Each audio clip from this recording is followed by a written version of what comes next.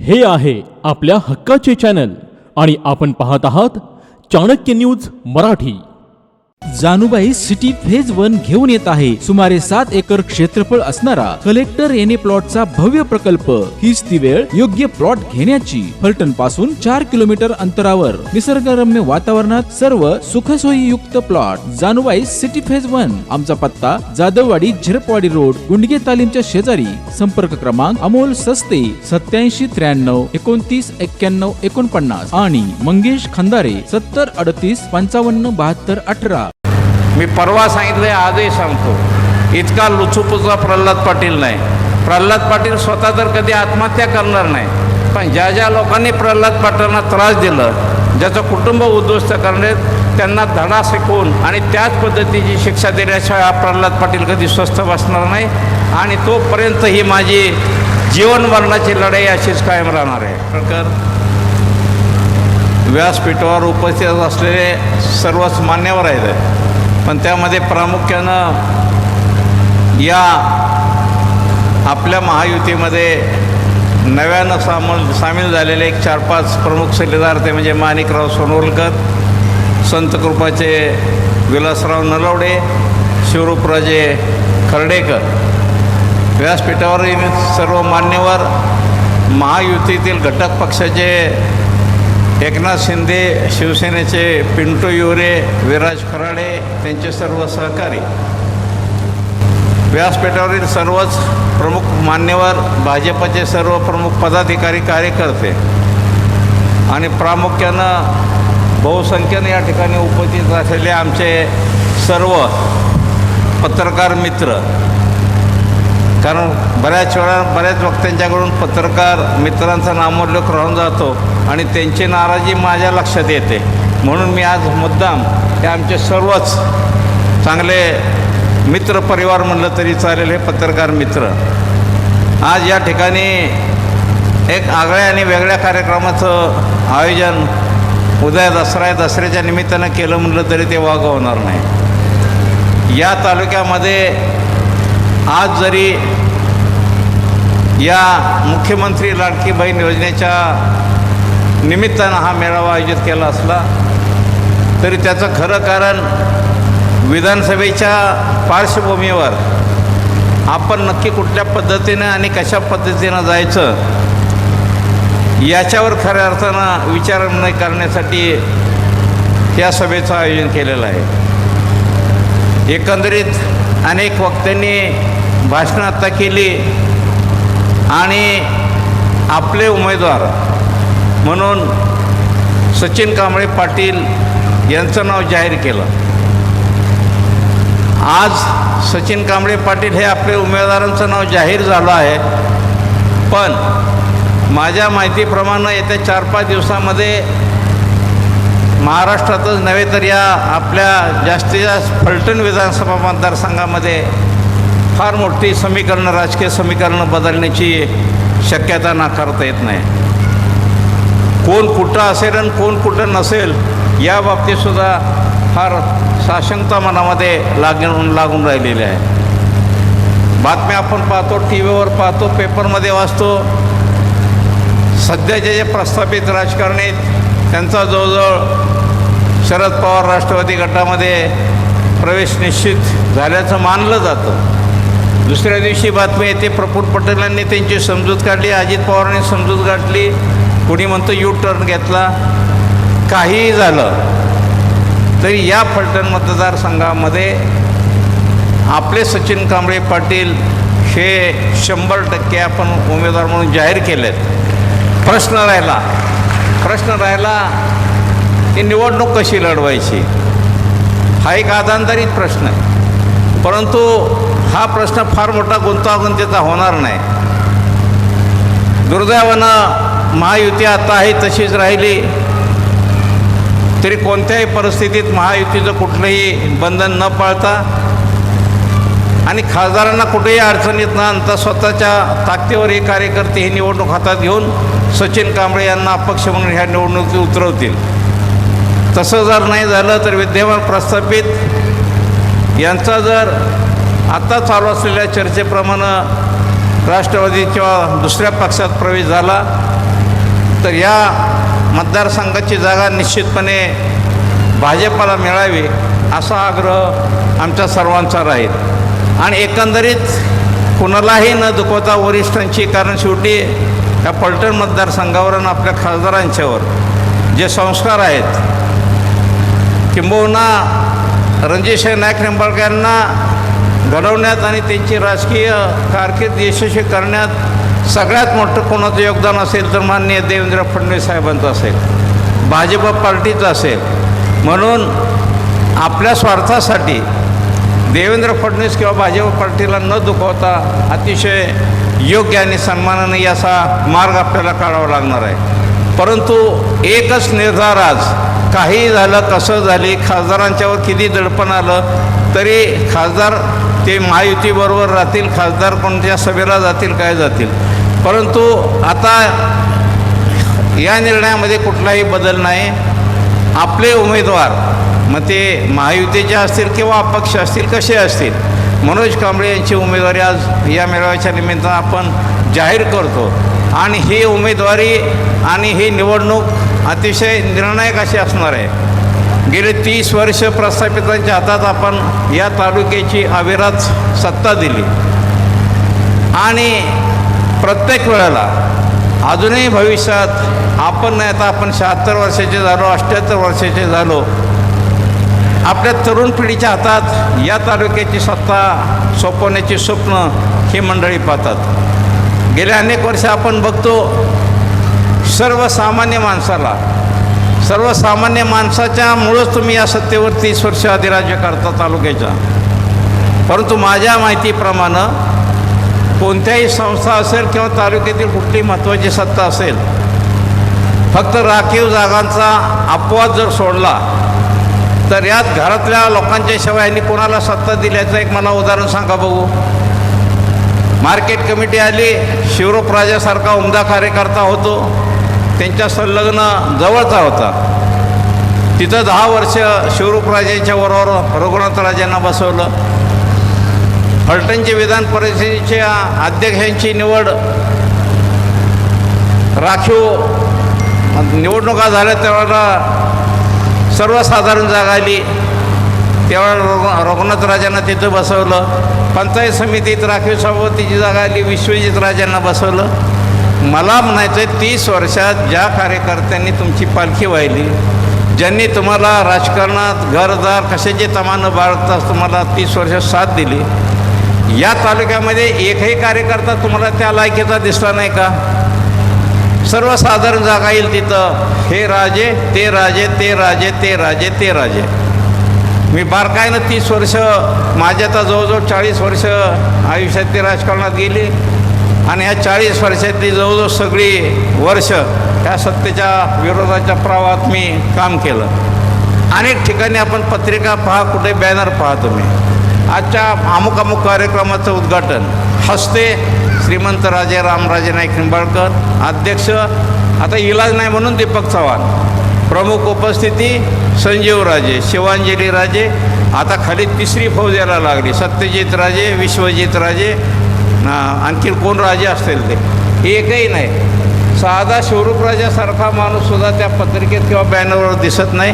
केवढं मोठं दुर्दैव आहे आणि ह्याची कुठेतरी आपण मनाला थोडीशी बाळगायला पाहिजे. माझी कार्यकर्त्यांना कळकळीची हात जोडून विनंती, 30 वर्षात ह्या माणसांना सर्वसामान्य थरातील एकही कार्यकर्ता बॅनरवर फोटो लावणे इतकं किंवा त्या पत्रिकेत छापणे इतका मिळू नये हे तालुक्याचं दुर्दैव आहे. आणि मग तुम्ही काय 30 वर्षांनी आतासुद्धा इथून पुढं या रामराजेचं राजकारण करताना एक वेट बिगार म्हणून करणार आहात का? हा माझा तुम्हाला खऱ्या अर्थानं सवाल आहे. या तालुक्यामध्ये आजपर्यंत विरोध नव्हता, आम्ही विरोध केला, परंतु सगळ्या तालुक्याला माहीत आहे ज्या ठिकाणी तालुक्यातला एखादा नेता आपल्याला वरचढ होण्याची शक्यता भविष्यात त्यांना दिसते, त्यावेळेला त्यांचं प्लॅनिंग लगेच त्या दिवसापासून चालू होतं. प्रल्हाद पाटील या साखरवडीच्या कारखान्याच्या माध्यमातून भविष्यात आपल्याला अडसर ठरू शकतो. प्रल्हाद पाटलाचा काटा कसा काढला आहे त्यात या ठिकाणी मी सांगत नाही, ते तालुक्याला माहीत आहे. शिवरूप राजे खर्डेकर यांचा वेळोवेळी मानहानी करून शिवरूपराजेचे जरा पूर्व भागात असणारं राजकीय वर्चस्व पाहता त्यांनाही कसं बाजूला करायचं. आज या ठिकाणी माणिकराव समोरासारखा 30-30 वर्ष निष्ठेनं काम करणारा माणूस असेल, आमच्या विलासराव नरोडेसारखा संत कृपा उद्योग समूहाचा गेले 25 वर्ष चालवणारा एक चांगला पश्चिम भागातला कार्यकर्ता असेल, त्यांच्या मनाला काहीतरी यातना झाल्या असतील, त्याशिवाय त्यांनी हे निर्णय घेतले का?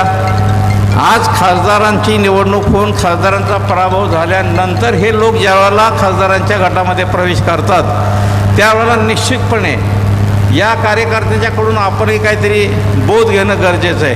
कारण या माणसांच्या वरती काहीतरी अन्याय झाले असेल, त्यांच्या डोक्यावरनं पाणी जात असेल म्हणून एवढे मोठे धाडसी निर्णय होत असतात.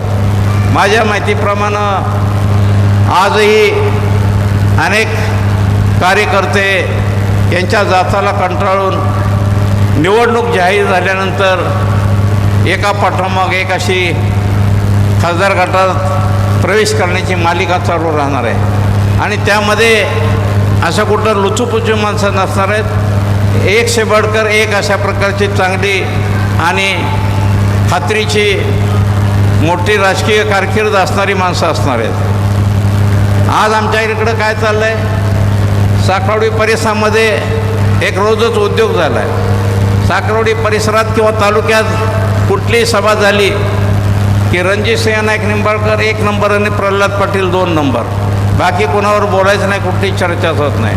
रणजित शेवार काय बोलायचं, रणजित सिंह कसा चोर आहे, कसा दरोडेखोर आहे, कसा लुटतो, कसा मारतो, कसा दहशत करतो, याच्यावर बोलायचं.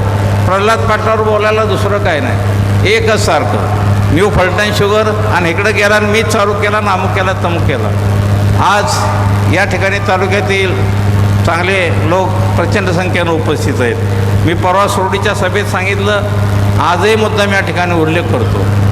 हा कारखाना साखरवाडीचा मी ज्यावेळेला ताब्यात घेतला त्यावेळेला याच्यापेक्षा वाईट अवस्था होती. 3-4 वर्षे बंद असलेला अगदी भंगारमधला वेळपाडाची झाडं या कारखान्यामध्ये उगवली होती आणि तो घेऊन मी कामगारांच्या आणि शेतकऱ्यांच्या सहकार्याकडून वर्गणी गोळा करून चालवला आणि 15 वर्षे यशस्वीपणे चालून दाखवला.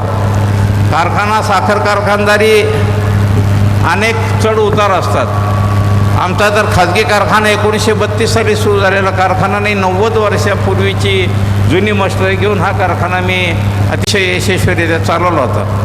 परंतु या कारखान्याच्या माध्यमातून माझं जे काम चाललं आहे, सर्वसामान्य तालुक्यातील शेतकऱ्यांना माझ्यामार्फत या कारखान्यामार्फत होणारी मदत, कामगारांच्यावर एक संघटित कामगारांच्यावर केलेले जाळं आणि फलटण तालुक्यात एक चांगल्या विश्वासू कार्यकर्त्यांचं निर्माण केलेलं जाळं, हे सगळं बघितलं की त्यांच्या मनात पाल चुकचुकली. आता हे पुढं जर फलटण शुगर जर असाच प्रल्हाद पाटलांच्या हातात जर राहिला तर निश्चितपणे आपलं भविष्यकाळात काय अडचणीचं ठरणार.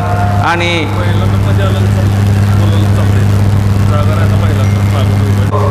पत्रकार मंडळींना मला मुद्दाम सांगायचं आहे, इतर कारखाने जर पाहिले आपण 1000 कोटी, 800 कोटी, 500 कोटी, 600 कोटी रुपयाच्या खाली कर्ज नसतं.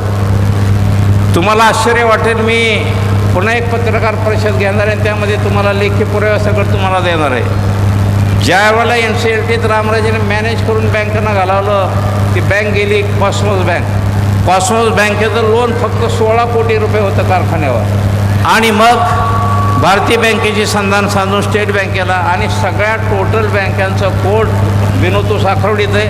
फक्त 59 कोटी, फक्त खाली 159 नाही, 59 कोटी रुपयासाठी ह्या ग्रस्तानं माझं केवळ राजकीय वाटोळ आणि माझं संसार सगळा वाटोळ करायचं ह्या उद्देशानं ह्या बँकाला हाताशी धरून बँका सगळ्या मॅनेज करून NCLTच्या कायद्याचा अभ्यास करून हे सगळं प्रकरण घडवलं. असू द्या, मी आणि त्या निमित्तानं संजीवराजे आता म्हणतात NCLT जाऊन हा कारखाना रामराजेने सुरू केला आणि सगळ्यात मदत काय झाली तर ते प्रल्हाद पाटलाला, नाहीतर आत्महत्या करावी लागली असते, आज प्रल्हाद पाटील दिसले नसते.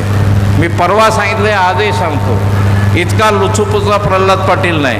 प्रल्हाद पाटील स्वतः तर कधी आत्महत्या करणार नाही, पण ज्या ज्या लोकांनी प्रल्हाद पाटलांना त्रास दिलं, ज्याचं कुटुंब उद्ध्वस्त करणे, त्यांना धडा शिकवून आणि त्याच पद्धतीची शिक्षा देण्याशिवाय हा प्रल्हाद पाटील कधी स्वस्थ बसणार नाही. आणि तोपर्यंत ही माझी जीवन मरणाची लढाई अशीच कायम राहणार आहे. हे करत असताना या कारखान्याच्या बाबतीत तुम्हाला सगळ्यांना माहिती पाहिजे, NCLTमध्ये हा कारखाना गेला तो 6-7 महिने 1 वर्षभर त्याच्या मिटिंगा चालल्या होत्या, त्याची प्रक्रिया चालू असते. पत्रकार मित्र आहे का? युवराज पत्रकार मित्र आहे का?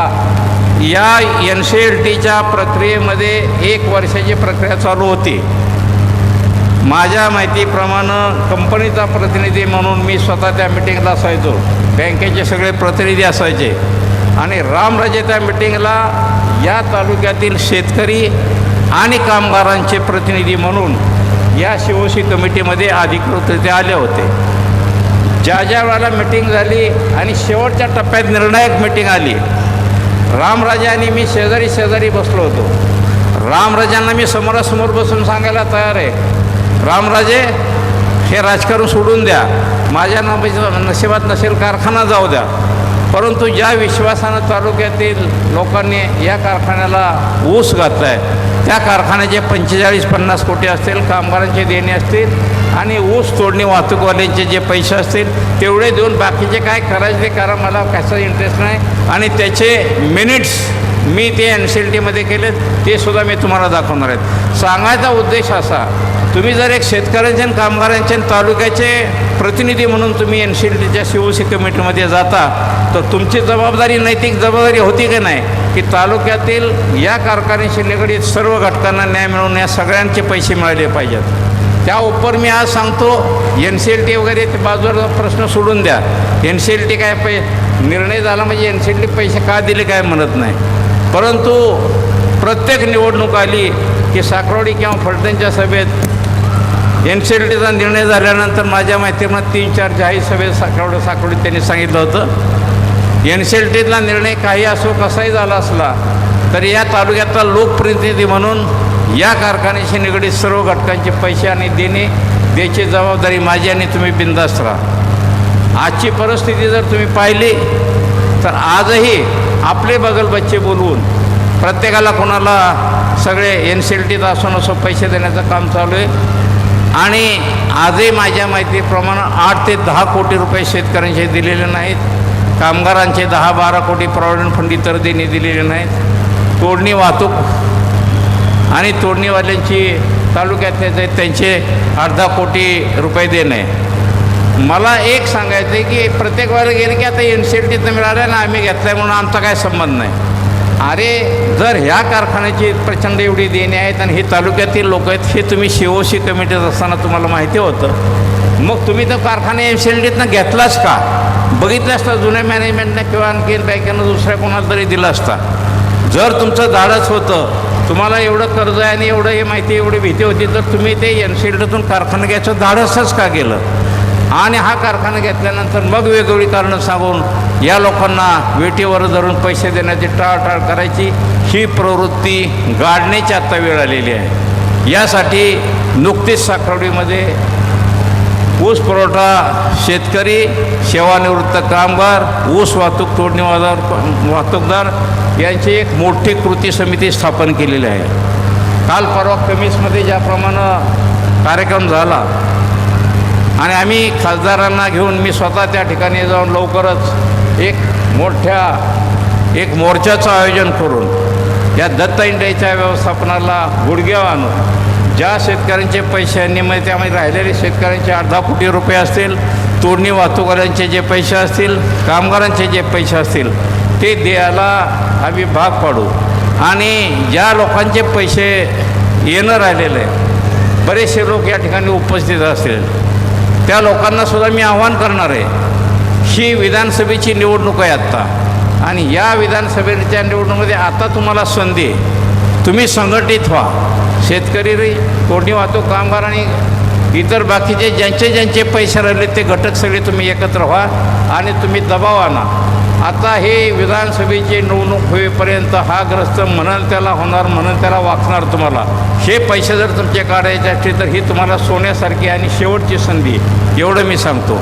आणि जर त्यातून काय उपयोग झाला नाही तर हे पैसे कसे मिळवून द्यायचे की रणजित नाईक निंबाळकर आणि प्रल्हाद पाटील आम्ही दोघं मिळून या ठिकाणी त्याचा निर्णय घेऊ. आज यापेक्षा अधिक न बोलता निश्चितपणे उशीर खूप झाला आहे. खासदारांच्या बाबतीत आता या ठिकाणी चर्चा करायची गरज नाही. गेली 30 वर्ष प्रस्थापितांच्या हातात आपण जी सत्ता दिली, 30 वर्षातला विकास आपण एकीकडं पाहिला. आपल्या खासदारांच्या 5 वर्षात आपल्याकडं सत्ता दिली. 5 वर्षातील 2-3 वर्ष कोरोना वगैरे काळात गेली, तर 2-3-2.5 वर्षात खासदारांनी केलेलं प्रचंड काम, नेत्रदीपक असं काम आपण तालुक्यानं पाहिलेलं आहे. आणि भविष्यात आता लोकसभा मतदारसंघ पुढच्या निवडणुकीच्या वेळेला हे शॉर्ट मतदारसंघ होणार आहेत. गेल्या निवडणुकीत 6 विधानसभा मतदारसंघाचा मतदारसंघ होता. आता मतदारसंघाच्या पुनर्रचनेत हे 2-2, 3-3 विधानसभा मतदारसंघाचे लोकसभा मतदारसंघ होणार आहेत. आज या कार्यक्रमाच्या निमित्तानं मी एवढीच तुम्हाला विनंती करणार आहे, कसल्याही परिस्थितीत निर्णय काय झाला तरी आपला अंतिम निर्णय नाही, अंतिम उमेदवार सचिन कांबळे पाटील याची या ठिकाणी मी जाहीर नावाची घोषणा करतो. खासदारांना कुठल्याही प्रकारची अडचण येत नाही. खासदारांच्या नेतृत्वाखालीच आपण ही निवडणूक लढवणार आहोत आणि खासदारांचे भविष्यकाळात हात बळकट करण्यासाठी आणि या तालुक्यातील गेल्या 30 वर्षामध्ये लोकांना झालेल्या त्रासाचा बदला घेण्यासाठी, लोकसभेच्या बाबतीत खासदारांच्या पराभवाचा बदला घेण्यासाठी सर्वांनी एकजुटीनं एक ताकदीनं या विधानसभेच्या निवडणुकीला सामोरं जाऊन आपल्या उमेदवारांना प्रचंड मताने विजय करावं एवढीच अपेक्षा या निमित्ताने व्यक्त करतो आणि थांबतो. जय हिंद, जय महाराष्ट्र. श्री डेव्हलपर्स निर्मित स्वप्न तुमचे पूर्तता आमची. फलटण पासून अगदी 5 मिनिटांच्या अंतरावर असलेले ज्ञानाई पार्क तब्बल 120 गुंठ्यांचा भव्य असा सर्व सुविधायुक्त निवासी प्रकल्प. प्रति गुंठा 3.99 लाखांपासून पुढे. तर मग वाट कसली पाहताय, आजच आपला प्लॉट निश्चित करा. आमचा पत्ता सर्वे नंबर 70/3 मौजे ठाकूरकी, जिजाई मंगल कार्यालयाच्या पाठीमागे, फलटण, सातारा रोड. संपर्कासाठी मोबाईल नंबर 92 093 13 009. स्वप्नातला बंगला हवा तर प्लॉट ग्रीन व्ह्यू सिटी मध्येच हवा. फलटण शहरापासून अगदी थोड्याच अंतरावर असलेले ग्रीन व्ह्यू सिटी हीच ती वेळ योग्य प्लॉट घेण्याची. Green view city, Kurwali, Khurd. Booking संपर्क विनोद भाडगे. मोबाईल 9922 64 31 04. ज्ञानदा गुरुकुल पुणे आणि निंबाळकर एज्युकेशन इन्स्टिट्यूट फलटण यांच्या संयुक्त विद्यमाने प्लंबिंग तंत्रज्ञानाची प्राथमिक कौशल्य प्रशिक्षण आपल्या फलटण शहरामध्ये दिनांक 24 जुलै 2024 पासून सुरू झाले आहे.